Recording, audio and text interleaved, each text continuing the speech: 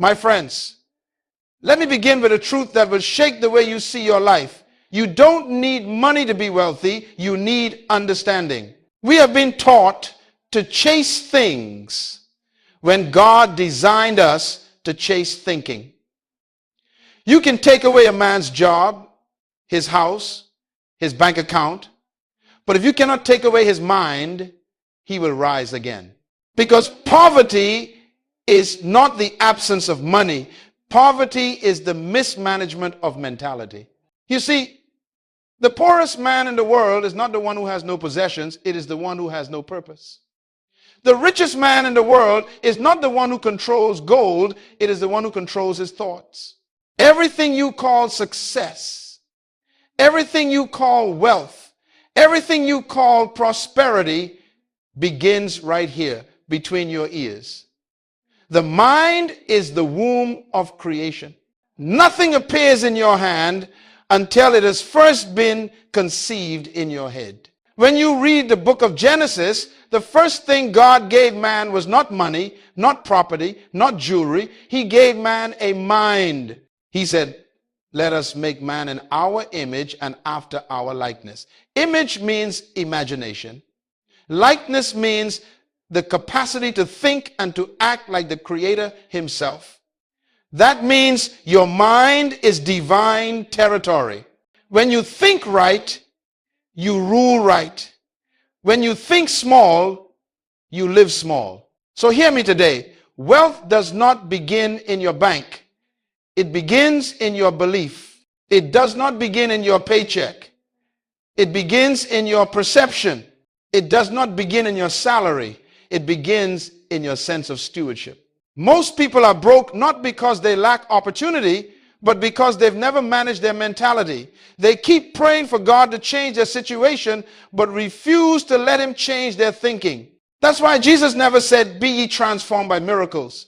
He said, be ye transformed by the renewing of your mind. If your mind doesn't change, your money won't either. If your thoughts remain small, your results will remain limited. You can only rise to the level of your revelation. I remember growing up in the Bahamas, where I saw people living in poverty, not because they were lazy, but because they were never taught to think differently. Their environment became their education. Their struggle became their standard. They thought poverty was normal, so they never resisted it. Let me tell you, whatever you tolerate, you authorize to stay. You must learn to fire wrong thinking before it bankrupts your destiny. Because your future is not waiting on your finances. Your future is waiting on your focus. The wealth of a man is not in what he holds, but in what he knows. Wealthy people think in terms of systems. Poor people think in terms of survival. The wealthy ask, how can I make it work? The poor ask, can it work for me? One looks for responsibility, the other looks for rescue. That's why God never gave Adam a chair or a table. He gave him trees. Because God never gives you finished things. He gives you raw material and a mind to shape it. He expects you to think. He expects you to imagine. He expects you to create. If you change the way you see the world you see will change. Because life doesn't respond to your complaints.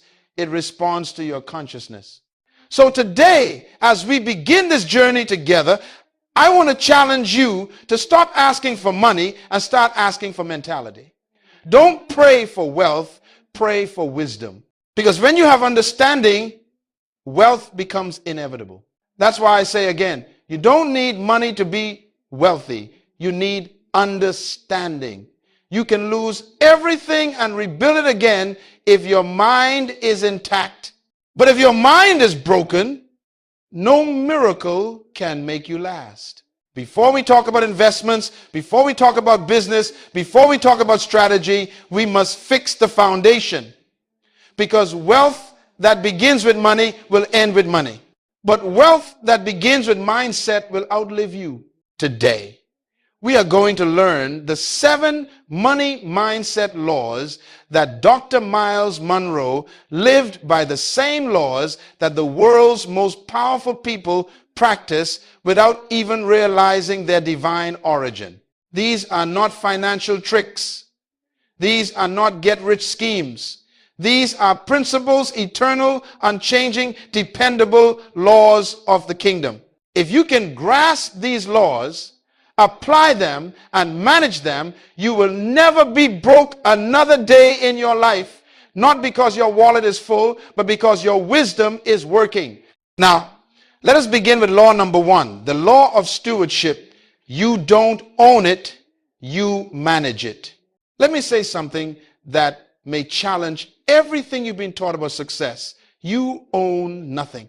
Everything you think is yours, your house, your car, your business, your career, even your very breath is simply on loan. You are not an owner, you are a steward. Now, that word stewardship is not popular anymore because it demands accountability. But accountability is the foundation of authority. Until you understand that you are a manager, not a master, you will keep living like a beggar in a kingdom of abundance. When God placed Adam in the garden, he didn't give him ownership papers, he gave him responsibility. He said, work it and keep it. In other words, manage what I've given you. You see, the moment you start to think you own something, you stop protecting it. But when you know you're a manager, you handle it with care because you must one day give an account. Let me show you how this principle works in life. There are people praying for more income, more influence, more opportunity, but heaven is silent because God is not impressed by prayer alone. God does not respond to emotion. He responds to management. To whom much is given, much is required. If you mismanage what's in your hand, God will not give you what's in his. Think about it. The man who wastes time will not be trusted with territory. The one who mismanages relationships will not be trusted with resources. The one who mismanages a job will not be trusted with a business. God measures your future by how you manage your present. I've met people who say, Dr. Munroe, if I had more money, I'd be generous. And I tell them, no, you wouldn't. Because money doesn't change your character, it amplifies it. If you mismanage $1, you will mismanage 1,000. The problem is not the amount, it's the mindset. Let me give you a secret. God tests you in small assignments before he promotes you to big responsibilities. Before he gives you nations, he gives you a neighborhood. Before he gives you wealth, he gives you work. Before he gives you millions, he gives you minutes. And he watches how you manage each one. If you are faithful with the little, he says, I will make you ruler over much. That's not a motivational slogan. That's a management principle of the kingdom. Heaven is a government, not a religion. And in that government, increase is not given by favoritism, but by faithfulness. You see, the poor often pray for miracles, but the wealthy understand stewardship. The poor want divine intervention. The wise want divine instruction. Because miracles may rescue you once, but management will sustain you for life. Let me give you an example. Suppose you give a man $100. He spends it all on pleasure and then prays for another miracle. God may answer once out of mercy, but he will not build a system on your mismanagement. Heaven is not a charity, it's a kingdom. And kingdoms operate by laws, not luck. So I want to ask you today, what are you managing right now? How are you managing your time, your thoughts, your relationships, your money, your gifts, your opportunities? Are you multiplying them or misusing them? Let me give you a secret. God tests you in small assignments before he promotes you to big responsibilities. Before he gives you nations, he gives you a neighborhood. Before he gives you wealth, he gives you work. Before he gives you millions, he gives you minutes. And he watches how you manage each one. I've met people who say, Dr. Munroe, if I had more money, I'd be generous. And I tell them, no, you wouldn't. Because money doesn't change your character, it amplifies it.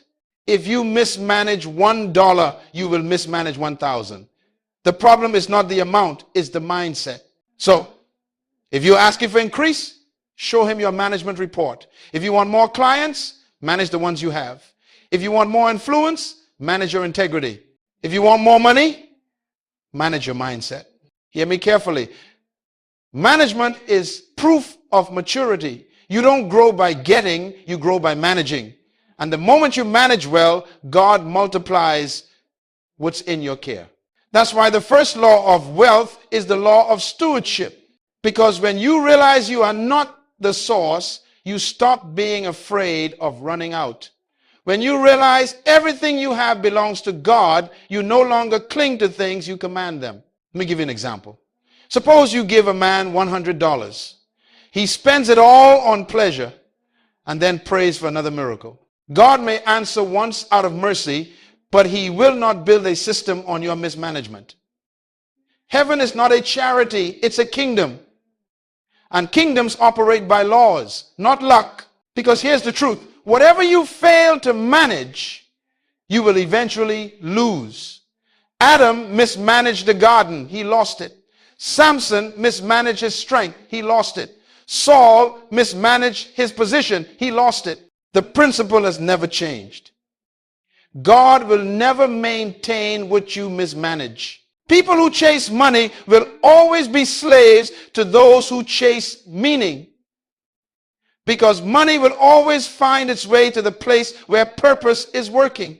I have said many times, and I will say again, your job is not your source.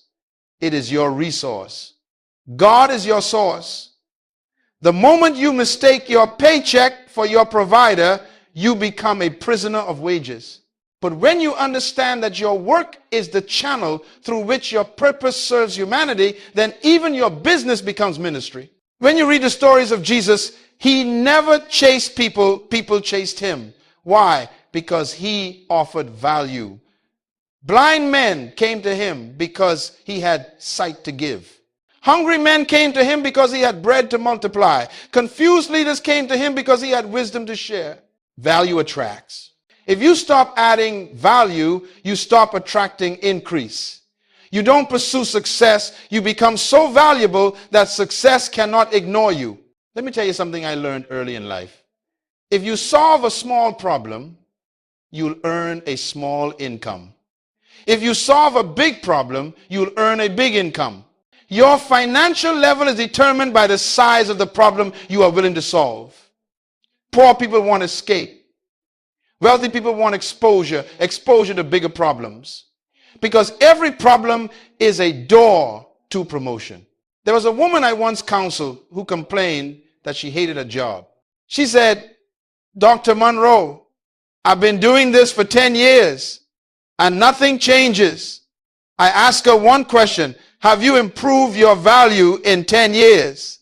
She looked at me in silence. You see, time doesn't change anything, value does. You can stay 10 years in one place and never grow if you never increase your contribution.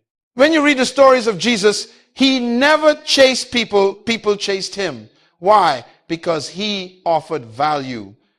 Blind men came to him because he had sight to give.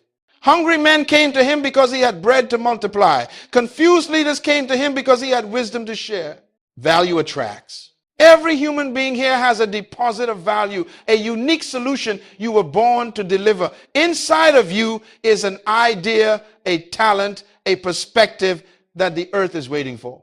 But it will never manifest until you stop working for survival and start working for significance. Ask yourself, what problem was I born to solve? Because wealth is the reward of usefulness. The world does not pay you for effort, it pays you for impact. You are not rewarded for activity, you are rewarded for productivity. If you want to change your financial level, stop increasing your hours and start increasing your value. Stop working harder, start working smarter. Hard work without purpose only produces sweat, not success. Purpose turns labor into legacy. Now, let me give you a key principle. Purpose produces value. Value attracts resources. Resources sustain vision. That is the divine chain of prosperity. You cannot skip steps. When you produce value, money comes as a servant. But when you chase money without purpose, it becomes your master.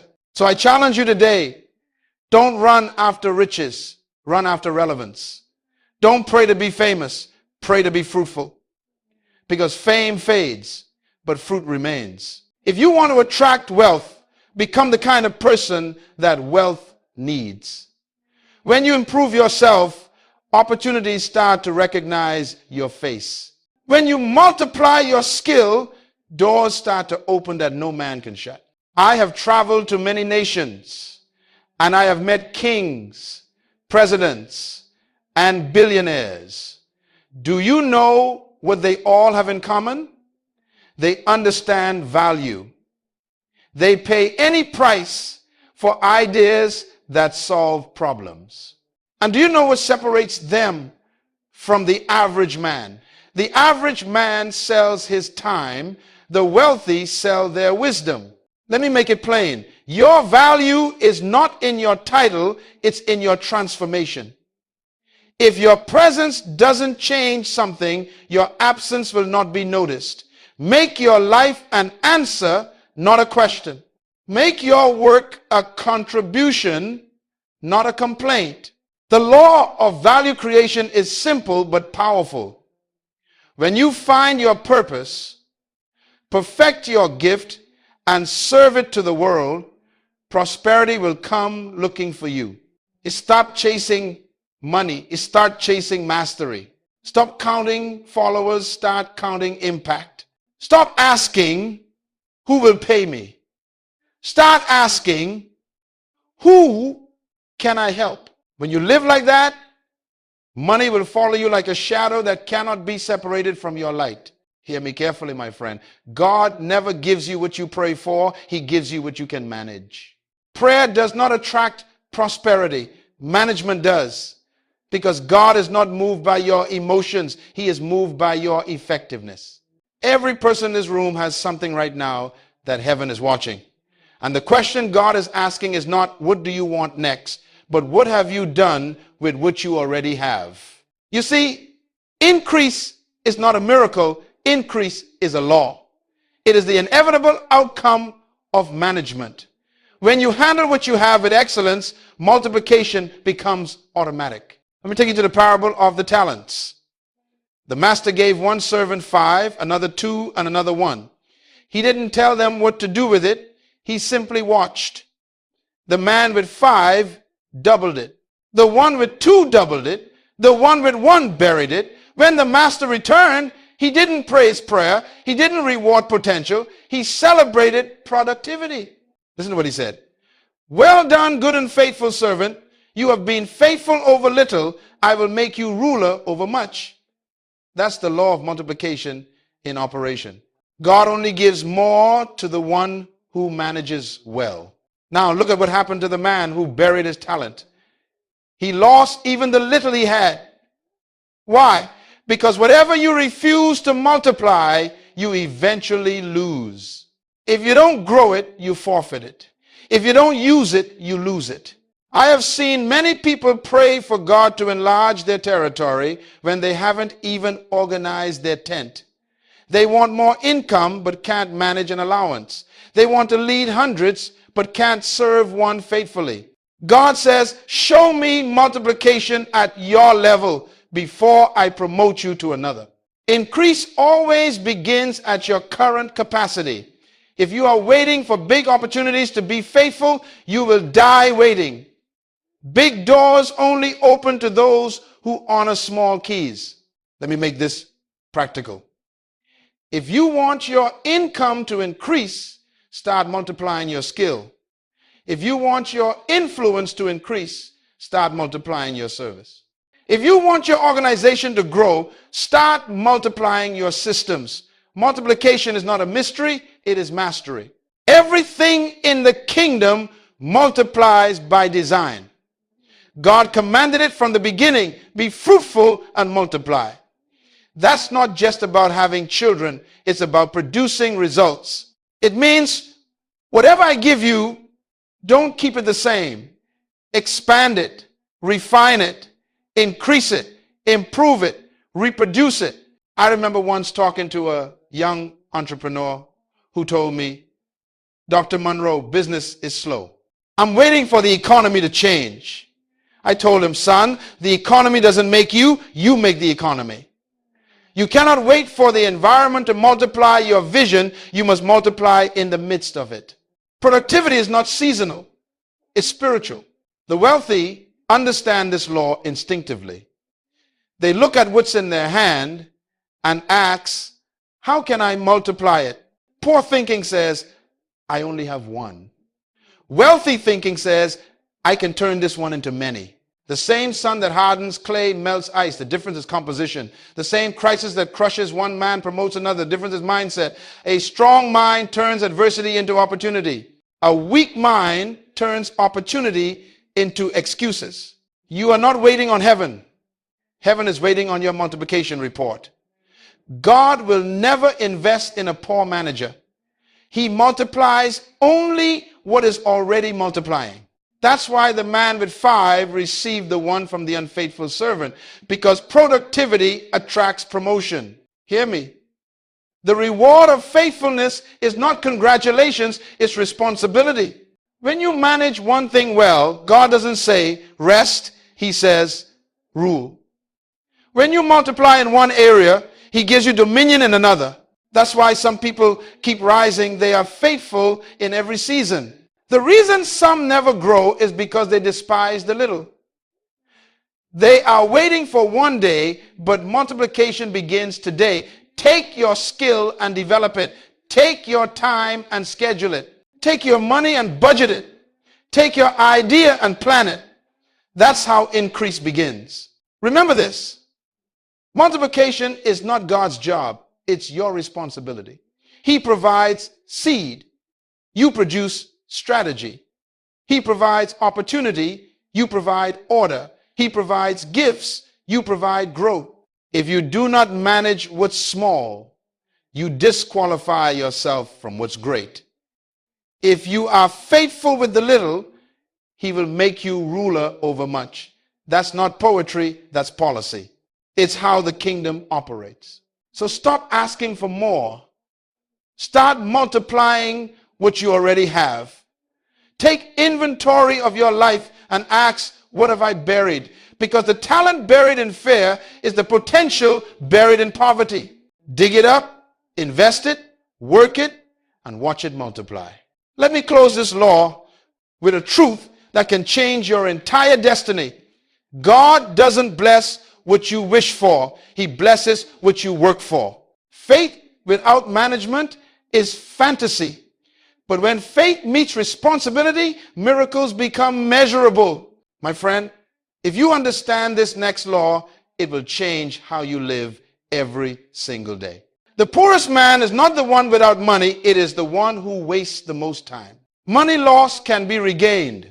Opportunities missed can sometimes return. But time is life in disguise. When you waste time, you are not wasting minutes. You are wasting life itself.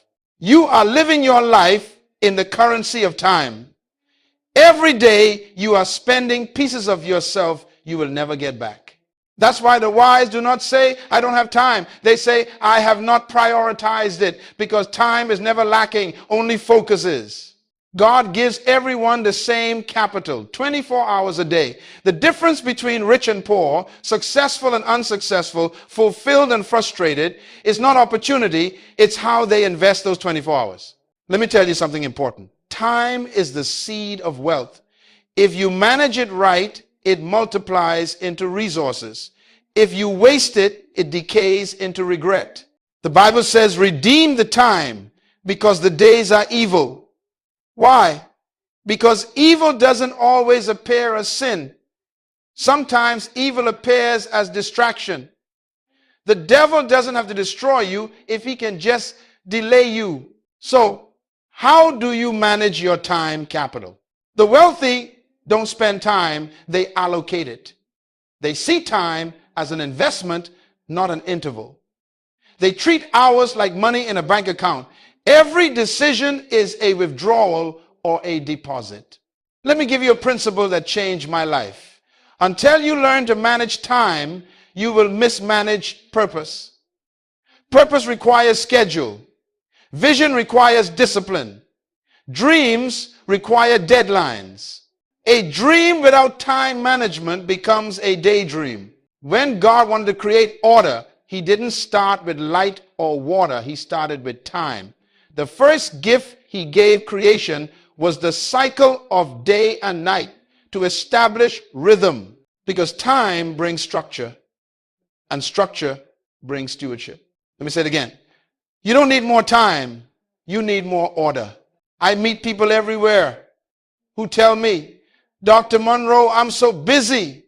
And I tell them, busyness is not productivity. You can be active and still be unproductive. The ant is small but efficient because every movement serves the colony's purpose. Efficiency is not about doing many things. It's about doing the right things at the right time for the right reasons. Now, listen closely. You can never manage life. You can only manage the time life gives you. When you waste time, you delay destiny. When you delay destiny, you deny generations waiting for your contribution. Some people are not just late to appointments, they are late to life. The rich understand this law deeply. They do not trade hours for dollars forever. They invest hours into systems that multiply even when they sleep. They delegate, they automate, they prioritize. Why? Because time is too expensive to be spent on things that don't multiply. The poor trade time for survival. The rich trade time for strategy. The wealthy trade time for legacy. Which one are you? Let me give you something practical. You can track a person's destiny by looking at their calendar, because your calendar reveals your values. Show me what fills your day, and I'll show you where your life is going. If your schedule is full of entertainment but empty of education, full of activity but empty of purpose, then your future is being consumed by your present pleasure. Write this down in your heart. Time is God's equalizer. The only thing God gives every human equally is time. The question is not how much you have. The question is how well you convert it. The wise convert time into treasure. The foolish convert time into talk. When you understand this, procrastination becomes an enemy, not a habit. Because procrastination is the arrogant assumption that God owes you another opportunity to do tomorrow what he gave you grace to do today. So I ask you right now, what are you doing with your time? Are you multiplying it through discipline? Are you wasting it through distraction? Are you investing it into purpose? Don't spend hours gossiping when you could spend minutes growing. Don't give your mornings to entertainment when you could give them to education.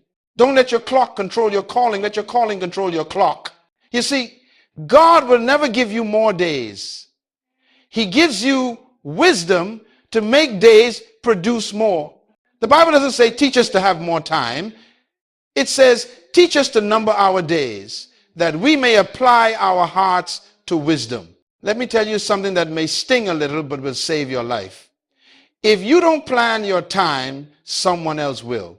If you don't set your priorities, someone else will set them for you, and they'll always set them smaller than your purpose. You see, God will never give you more days. He gives you wisdom to make days produce more. The Bible doesn't say teach us to have more time. It says teach us to number our days, that we may apply our hearts to wisdom. And remember this, God multiplies not your prayer, not your effort, but your management. If you can manage time, you can manage anything. Because time is the container of everything you will ever accomplish. So I leave you with this thought. Redeem your time. Exchange wasted hours for wise habits. Exchange entertainment for education. Exchange excuses for execution. Because every day you live is one day less to fulfill your purpose. Don't die busy, die effective, my friend. Let me begin this section with a truth that separates the great from the average. Wealth is never created by desire. It is created by discipline. Desire dreams of success, but discipline delivers it. You cannot build wealth with wishes. You build it with ways, habits, structure, restraint, and consistency. Discipline is the bridge between your potential and your prosperity. You see, everyone wants the fruit of success, but few want to nurture the root of success. Everyone wants harvest, but not everyone wants to sow. And the greatest enemy of wealth is not poverty, it is impatience. Write this down in your heart. Discipline is the currency of destiny. You pay the price of self-control today so that you can enjoy the profit of freedom tomorrow. I've met many people who tell me, Dr. Munroe, I want to be wealthy like those great business leaders. And I tell them, no, you don't. You want their results, but not their routines. Because you cannot inherit the crown if you despise the cross that carried it. Discipline is doing what is right even when you don't feel like it. It is saying no to your impulses so you can say yes to your purpose.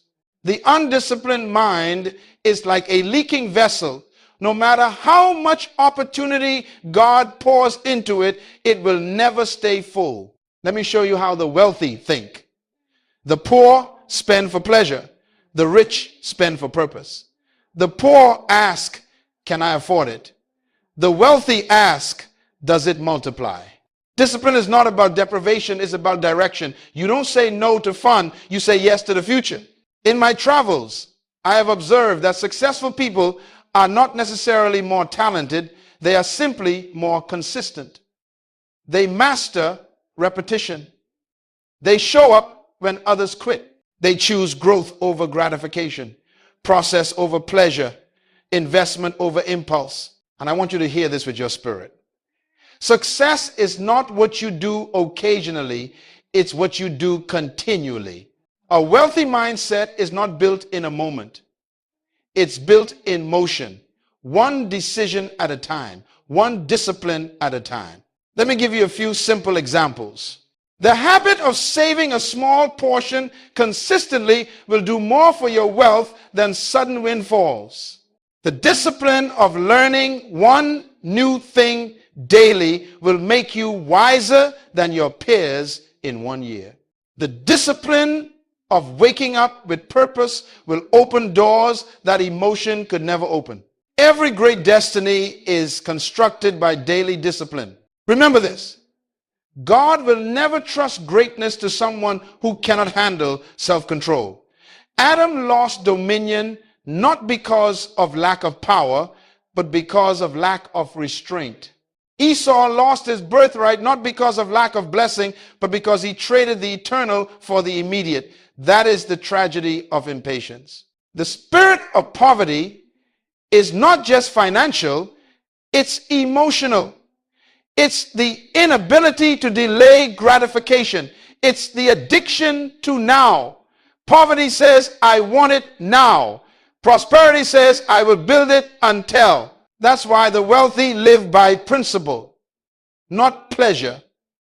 They understand that true wealth is not measured by what you buy, but by what you resist. It's not how much you can afford, but how much you can postpone. Listen, you cannot build the future you keep consuming today. The seed you eat cannot become the tree you need. Every dollar you save is a soldier working for your future.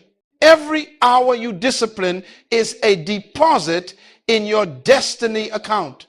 When you delay gratification, you are not losing pleasure, you are multiplying it. You are trading the temporary for the timeless. The moment you master delay, you master destiny. I learned early in life that God blesses order before overflow. He will not fill a vessel that cannot handle pressure. Discipline is proof that you are ready for more. When God sees that you can say no to yourself, he knows he can trust you with others. Let me tell you something practical. If you want to build wealth, control your consumption. Don't buy to impress, buy to invest. I learned early in life that God blesses order before overflow. He will not fill a vessel that cannot handle pressure. Discipline is proof that you are ready for more. When God sees that you can say no to yourself, he knows he can trust you with others. Let me tell you something practical. If you want to build wealth, track your progress. Measured habits multiply results. Let me tell you something practical. If you want to build wealth, discipline is not punishment. It is preparation. It is training your emotions to serve your purpose. If your feelings lead your life, your future will follow your frustration.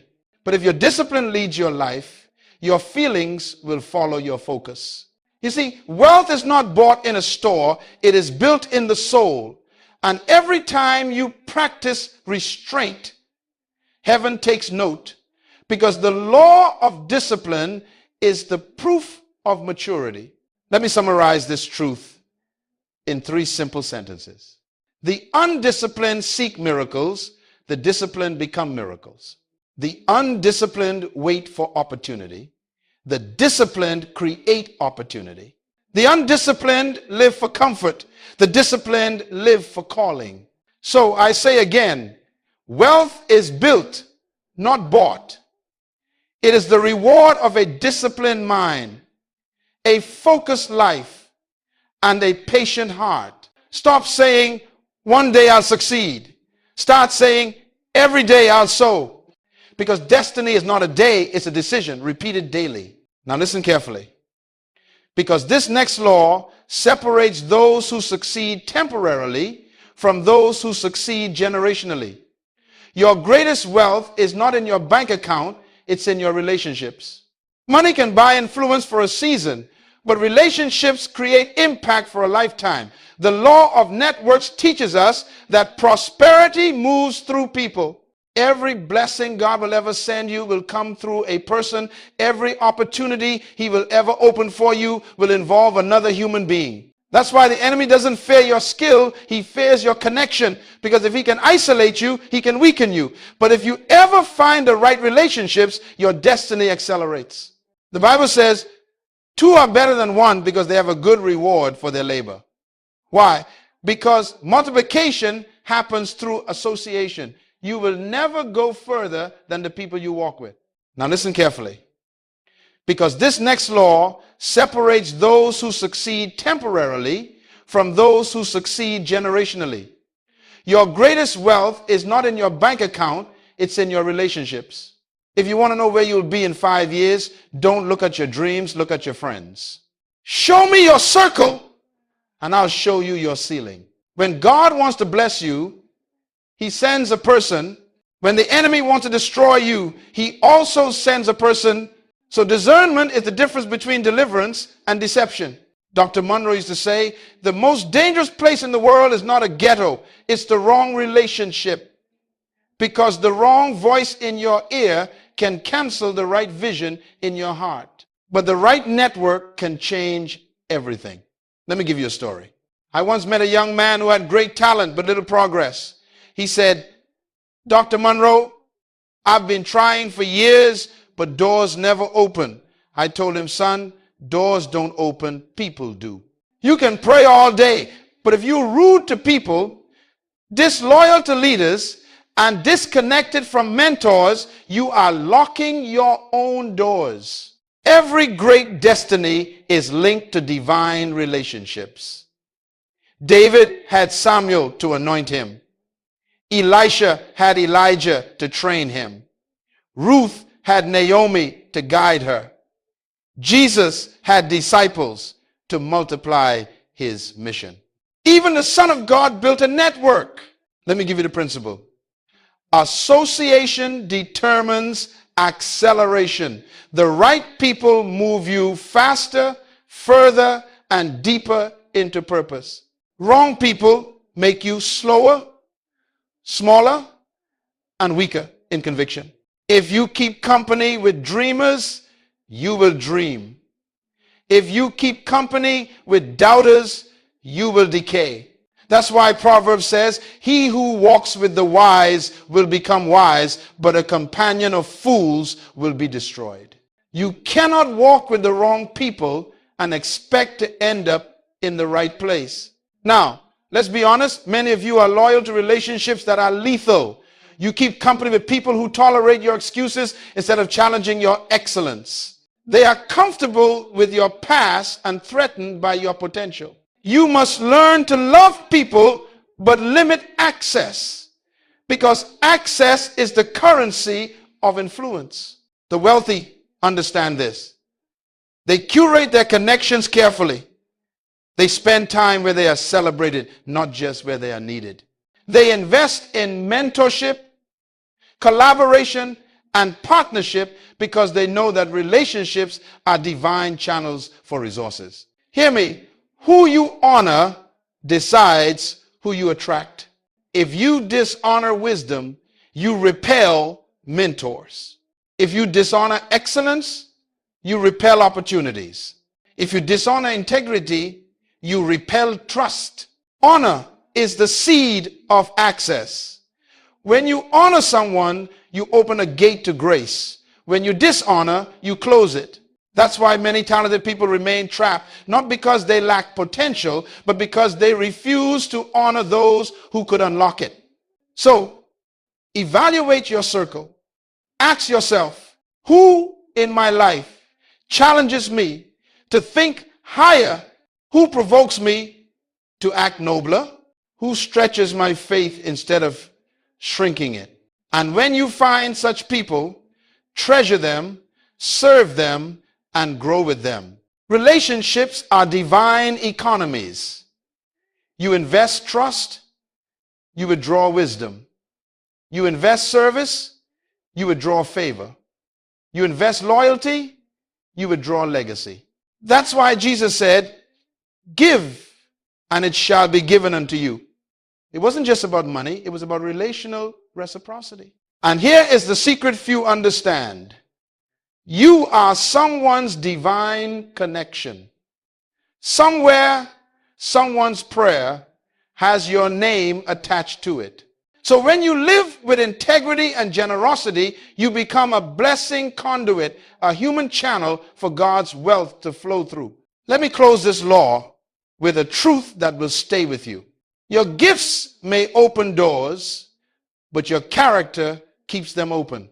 Your skill may start a relationship, but your integrity sustains it. Your vision may attract people, but your humility multiplies them. The law of networks is simple. You cannot fulfill your purpose alone. God designed destiny to be interdependent. You were never meant to prosper in isolation. Every elevation requires collaboration. So, surround yourself with visionaries, not victims. With builders, not blamers. With thinkers, not talkers. Because who walks beside you determines where you arrive. And remember this, relationships are the only wealth that can follow you into eternity. My friend, listen carefully. True success is not what you leave to people, it's what you leave in them. Legacy is not inheritance. It is impact that continues after your departure. You see, most people spend their lives trying to make a living, but the wise spend their lives building a legacy. The question is not how much did you earn, but what will endure when you are gone. Every one of us will die one day. You cannot control the length of your life, but you can control its legacy. What will echo when your voice is silent? What will stand when your body returns to dust? That is what matters. And remember this, relationships are the only wealth that can follow you into eternity. Legacy is not success, it is succession. It means what you have built continues to function without you. It means your values, your vision, your voice still guide others when you are no longer here to speak. That's why I always told my students and leaders, if your presence is required for something to succeed, you haven't built it right. If everything stops when you stop, that's not success, that's dependency. But when you build systems, train successes, and deposit principles, your work keeps producing even while you rest. You were not born just to make a living, you were born to make a difference. The greatest tragedy in life is not death, it is living without leaving something worth dying for. Let me tell you something powerful. The rich leave money. The great leave meaning. Money can build monuments, but meaning builds movements. Money can fade with inflation, but meaning compounds through generations. Dr. Munroe often said, die empty. Don't go to the grave with your books unwritten, your ideas unspoken, your gifts undeveloped, your potential uninvested. The cemetery is the wealthiest place on earth, full of unrealized dreams and silent inventions. Make a decision today that yours will not be one of them. When I study the lives of men and women who transformed history, I find a common thread. They all thought generationally. They built beyond their lifetime. They didn't just ask, what will I gain? They asked, what will remain? Moses left Joshua. Elijah left Elisha. Jesus left disciples. Paul left Timothy. Legacy is not automatic. It's intentional. You must plan it, build it, and pass it. You see, legacy begins when you stop thinking like a consumer and start thinking like a creator. Consumers take from the world. Creators leave something behind. Consumers spend time. Creators invest it. Consumers die and are forgotten. Creators die and live through what they left. Let me give you 3 pillars of legacy. Principles. Leave timeless truths that others can live by. Laws that don't expire with your generation. Your words can become blueprints for future builders. People. Mentor someone. Pour yourself into others. Leadership without succession is failure. If what you know dies with you, you have buried your wealth instead of planting it. Purpose. Ensure that everything you build aligns with God's intention for your life. Purpose is the only foundation strong enough to carry legacy. When you live with purpose, you build things that serve beyond you. You will design businesses that empower communities. You will raise children who walk in wisdom. You will start movements that shape nations. Because legacy is not memory, it is multiplication. Let me tell you this truth plainly. Wealth without legacy is vanity. If all you leave behind is property, you have failed your generation. But if you leave behind principles, systems, institutions, and people who carry your vision forward, then you have truly succeeded. That is why God measures greatness not by duration, but by duplication. You are not great because you lived long. You are great because your life keeps living through others. So, begin today. Write your knowledge down. Mentor someone. Create structures that don't depend on you. Deposit your wisdom in others before time withdraws you from this earth. The law of legacy says whatever you do for yourself dies with you, but what you do for others lives beyond you. You are not meant to vanish. You are meant to multiply. Make your life a seed that keeps producing fruit even when the planter is gone. When my time came to leave this world, I wanted no one to say Dr. Munroe is gone. I wanted them to say Dr. Munroe still speaks through us. That is legacy. So, my question to you is this. What will the next generation thank you for? Will they inherit your assets or your assignment? Will they enjoy your comfort or carry your conviction? Because the greatest inheritance is not what you leave in their hands, it's what you leave in their hearts. So live every day building something that will outlive your name. Let your children rise up and say, because of you, I see further. Let your mentees say, because of you, I think higher. Let your generation say, because of you, we dared to dream. Then, and only then, can you say with confidence, I have fought the good fight. I have finished my course. I have kept the faith. That, my friend, is legacy wealth that outlives you. Now listen closely, because this law will challenge everything the world taught you about money.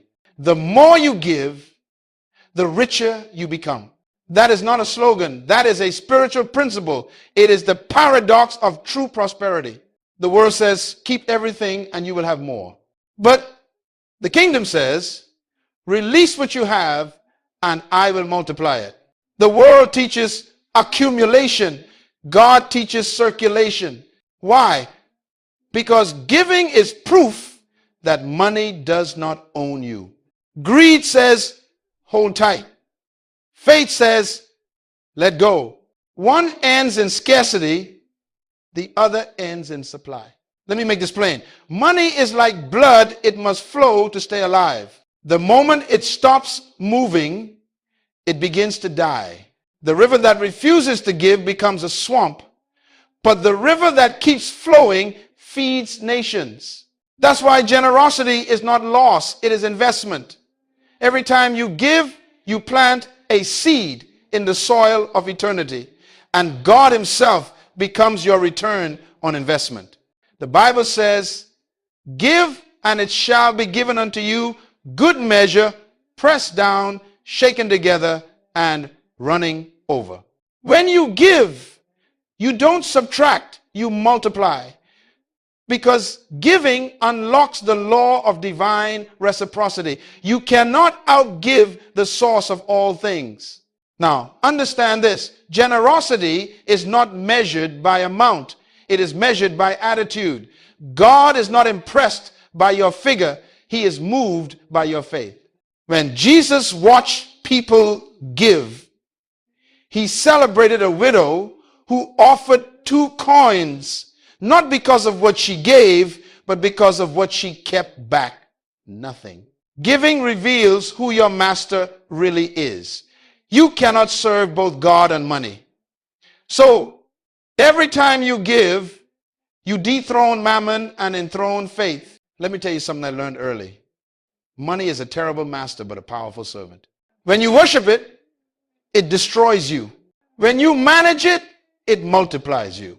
When you release it, it returns to you, pressed down, shaken together, and running over. Many people pray for financial breakthrough, but they never pass the test of generosity. God cannot trust a closed hand, because a closed hand cannot receive. If you want God to fill your life, open your life. Generosity is not charity, it's strategy. It's how you participate in divine economics. Every farmer understands if you want harvest, you must sow. You cannot pray for crops while hoarding seed. The wealthy understand this law that money grows only when it circulates. That's why they invest, donate, and build. They know that wealth hoarded decays, but wealth distributed develops. Even secular billionaires unknowingly follow a kingdom principle. The more they give, the more capacity they create to receive. But hear me, giving must be guided by wisdom. You don't just give emotionally, you give strategically. You give where growth is possible. You sow where purpose is present. You invest in people and projects that align with your assignment. Because where you sow determines what you grow.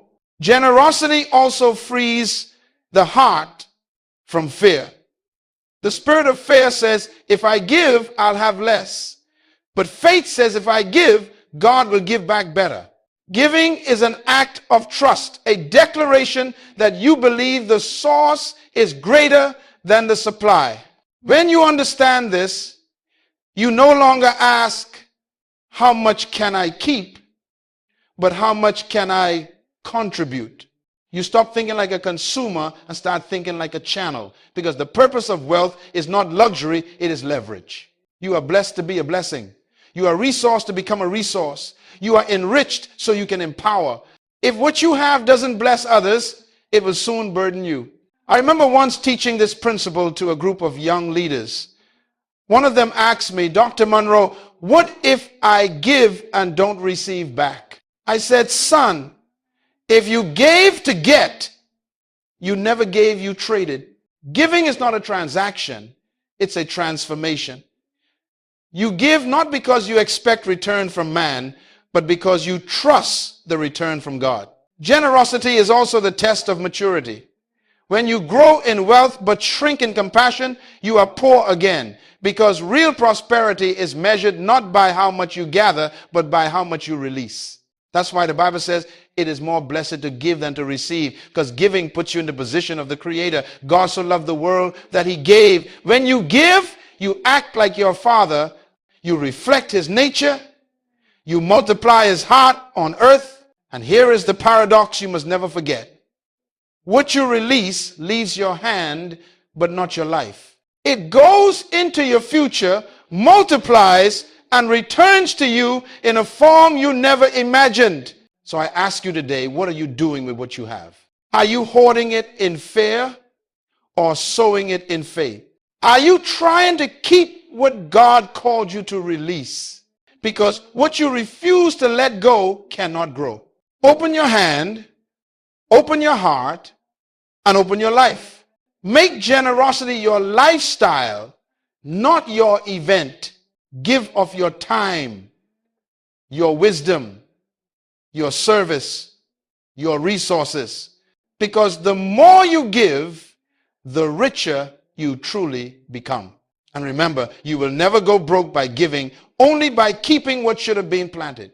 That is the law of divine wealth.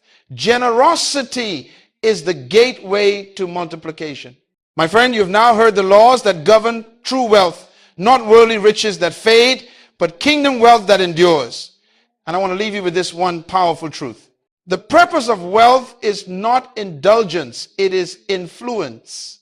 You were never created to chase money, you were created to master it. You were never designed to serve possessions, you were designed to steward purpose. The tragedy of our generation is not poverty, it is misplaced purpose. Too many people are rich in things but poor in meaning. They have money but no mission, income but no insight, possessions but no purpose. And when you don't know the purpose of a thing, you will always abuse it. Money is a tool of the kingdom. It is not the goal, it is the vehicle. God gives you resources not to make you comfortable, but to make you capable. He blesses you so that you can build. He prospers you so that you can participate in his purposes on earth. You must become a kingdom economist, someone who understands that resources are spiritual responsibilities. Every dollar is a decision. Every opportunity is an assignment. Every increase is a test. The question is not what do I have, but what will I do with what I have? If you truly believe that God is your source, then you must manage his supply with wisdom. Stop living like a consumer and start living like a conduit. Stop measuring success by what you keep and start measuring it by what you contribute. Remember the pattern of these 10 laws we have walked through. You must become a kingdom economist, someone who understands that resources are spiritual responsibilities. Every dollar is a decision. Every opportunity is an assignment. Every increase is a test. Value creation taught you that money chases purpose, not people. Multiplication showed you that increase is the reward of management. Time capital reminded you that your life is measured by how you invest your hours. Discipline warned you that wealth is built, not bought.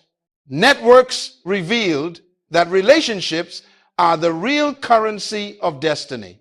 Legacy showed you that wealth must outlive you. Generosity unveiled that giving is the seed of multiplication. Now, all these laws lead to one conclusion. You were born to govern resources on God's behalf. You are not a beggar, you are a builder. You are not a slave to circumstance, you are a steward of creation. The kingdom of God needs economists, men and women, who understand the divine flow of wealth from God to man through purpose into generations. You are that person. You are that vessel. You are that steward. So I challenge you. Take responsibility for the resources in your hand. Take ownership of your thinking. Take dominion over your habits. Stop blaming systems and start building structures. Stop praying for miracles while mismanaging what you already have. Because God does not bless wishes, He blesses wisdom. He does not reward emotion, He rewards management. He does not promote potential, He promotes proof. The time has come for a new generation of kingdom-minded people who can handle abundance without arrogance, who can carry wealth without worshiping it, who can lead industries without losing integrity. You were born for that. You were designed to multiply, not to maintain. You were destined to distribute, not just to display. You were chosen to influence, not just to increase. Let me leave you with this declaration. From this day forward, I take dominion over my mind and my money. I will think like a steward, act like a builder, and live like a legacy. I will use wealth to serve purpose and purpose to sustain wealth. I will not chase riches. I will create value. I will not fear lack. I will manage abundance. I will become a kingdom economist. That is your calling. That is your covenant. That is your destiny. So go forth, build businesses that serve people, lead teams that transform culture, create systems that bless generations, and use your prosperity to extend God's principles on earth. Because when the righteous prosper, the city rejoices. When stewards rise, nations are lifted. When you live by these laws, you don't just make a living, you manifest the kingdom. My prayer for you is simple. May wisdom guide your management. May discipline guard your decisions. May generosity govern your increase. And may legacy follow your name. Now go and be fruitful, multiply, and rule as a true kingdom economist.